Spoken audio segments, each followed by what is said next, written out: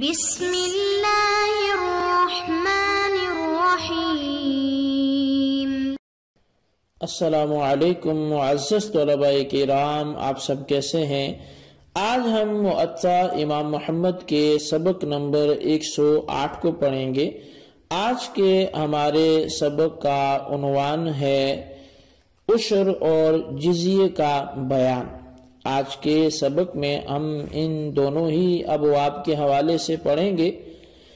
پہلا باب باب العشر ہوگا اور دوسرا باب باب الجزیت ہوگا۔ تو پہلے باب کے تحت جو ہے وہ عشر کے کچھ احکام جو ہیں وہ پڑھیں گے، جبکہ اس پر ہمارا کلام ہوا بھی ہے، اور دوسرا جو باب ہوگا اس میں ہم جزیے سے متعلق جو ہے وہ احادیث سمجھنے کی کوشش کریں گے۔ تو پہلے باب عشر ہے، اس لیے پہلے اس کی احادیث جو ہیں وہ پڑھ کر امام محمد رحمۃ اللہ علیہ جو اس حوالے سے احناف کا مذہب بیان کرتے ہیں وہ بھی سمجھیں گے، اور اس کے بعد پھر جزیے سے متعلق احادیث پڑھ کے مذہب احناف کو سمجھ کر اپنے سبق کا اختتام کریں گے۔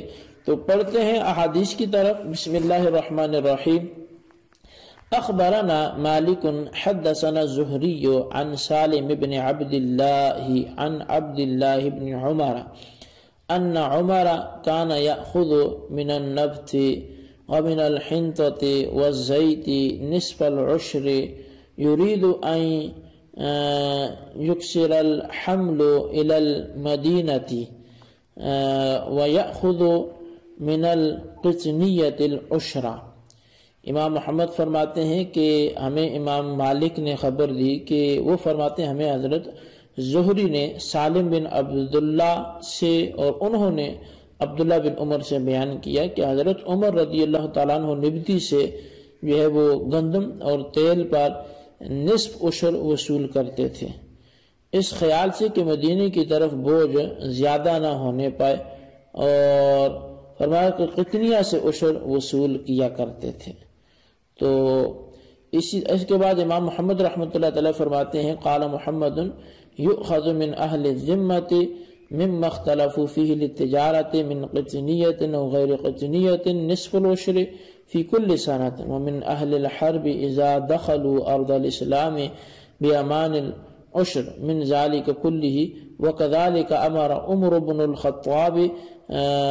الخطاب زیاد بن حدیر وانس بن مالک حين بعثهما على عشور الكوفة والبصرة وهو قول ابی حنیفہ رحمۃ اللہ علیہ۔ امام محمد رحمۃ اللہ علیہ لکھتے ہیں کہ ذمی لوگوں سے جو سامان تجارت لیے جاتے ہیں، خواہ وہ قطنیہ ہوں یا غیر قطنیہ، ان سے نصف عشر یعنی 20واں حصہ وہ ہر سال لیا جائے گا، اور اہل حرب سے جبکہ وہ دارالاسلام میں امن لے کر داخل ہوں تو ان اشیاء کا مکمل عشر لیا جائے گا۔ اس طرح کا حکم حضرت عمر بن خطاب رضی اللہ تعالیٰ عنہ نے حضرت زیاد بن حدیر اور انس بن مالک کو دیا تھا جب انہیں کوفہ اور بصرہ کے لوگوں سے عشر جمع کرنے کے لیے بھیجا گیا، اور یہی امام اعظم امام ابو حنیفہ رحمۃ اللہ علیہ کا قول بھی ہے۔ اچھا، اب کچھ اصطلاحات جو ہیں وہ بیان ہوئی ہیں تو ہم ان کو سمجھنے کی کوشش کرتے ہیں۔ پہلے نبتی وہ کافر ہوتا ہے جو قبیلہ نبت سے تعلق رکھتا ہے، اور قطنیہ سے مراد بھی ایسے دانے ہیں کہ جن کو پکا کر کھایا جاتا ہو، جیسا کہ مسور، چنے وغیرہ۔ اچھا، اب روایت بیان کردہ کے آخر میں حضرت امام محمد رحمۃ اللہ تعالی علیہ نے حضرت عمر بن خطاب رضی اللہ عنہ کا ایک اثر پیش فرمایا، جس کا خلاصہ یہ ہے کہ حضرت فاروق اعظم رضی اللہ تعالیٰ عنہ نبتی کفار کے مال تجارت سے یعنی گندم اور زیتون سے عشر کے بجائے 20واں حصہ اس لیے لیتے تھے کہ یہ لوگ شام سے یہ تمام اشیاء لے کر آتے تھے، جس سے طویل سفر کی مشکلات کا انہیں سامنا کرنا پڑتا تھا، لہٰذا 10ویں حصے کے بجائے ان سے اس کا نصف یعنی 20واں حصہ لیا جاتا رہا۔ ان اشیاء کے علاوہ دانے والی اشیاء پر پورا عشر لیا جائے گا۔ امام محمد رحمۃ اللہ علیہ نے مزید فرمایا کہ ذمی کفار سے ہر قسم کے غلے پر نصف عشر لیا جائے گا اور حربیوں سے دارالاسلام میں آنے پر پورا عشر لیا جائے گا۔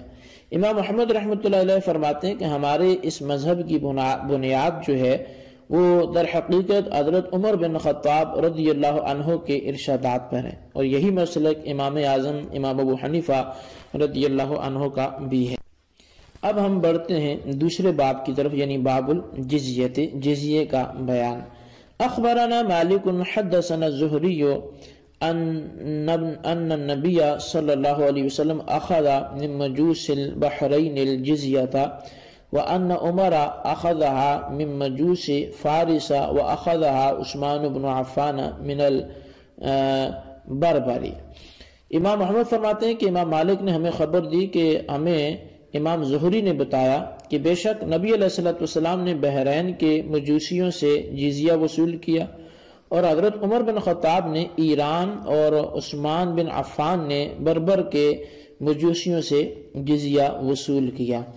اخبرنا مالک حدثنا نافع عن اسلم مولا عمر ان عمر ضرب الجزیۃ علی اہل الورق 40 درہما وعلى أهل الذهب 4 دنانير ومع ذلك أرزاق المسلمين وضيافة 3 أيام۔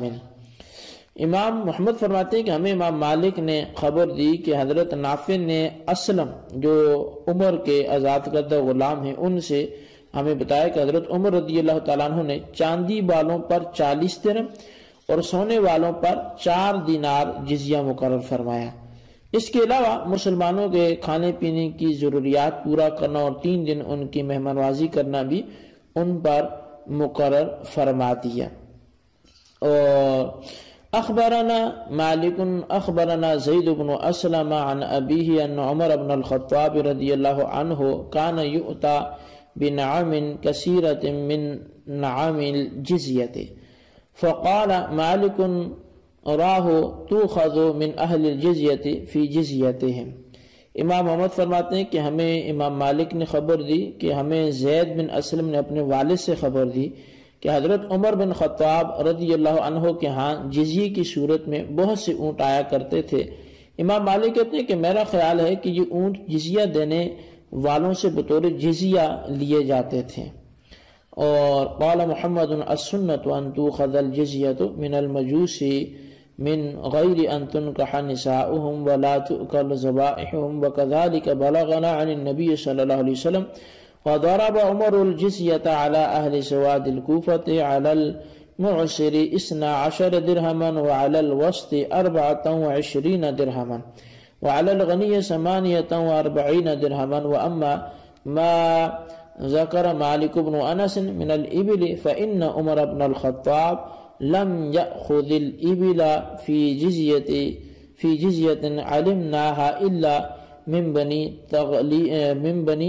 تغلب فإنه اضعف عليهم الصدقة فجعل ذلك جزيتهم فأخذ من ابلهم وبقرهم وغنمهم۔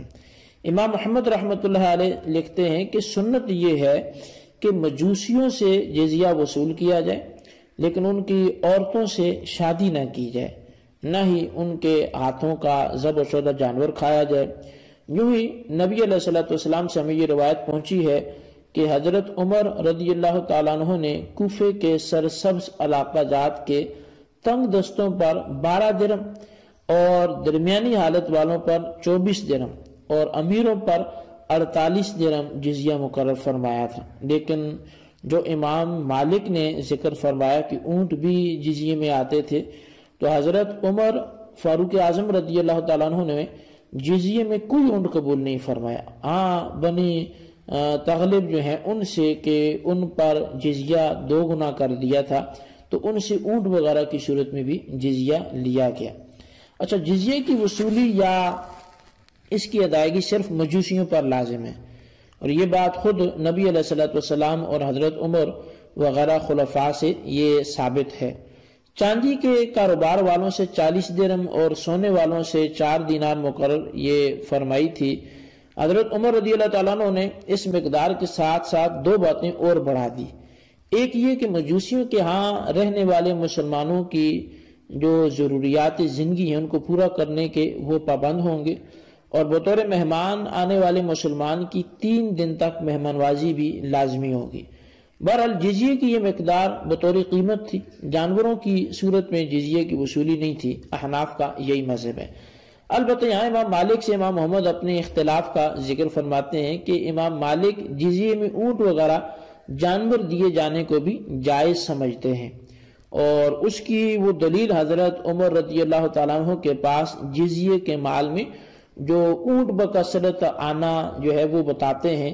لیکن امام محمد رحمۃ اللہ تعالیٰ فرماتے ہیں کہ حضرت عمر رضی اللہ تعالیٰ عنہ نے صرف بنی تغلب سے اونٹ وغیرہ جزیے میں قبول کیے، وہ بھی اس لیے کہ ان پر جزیہ 2 گنا کر دیا گیا تھا، جسے وہ نقدی کی صورت میں ادا کرنا مشکل جانتے تھے.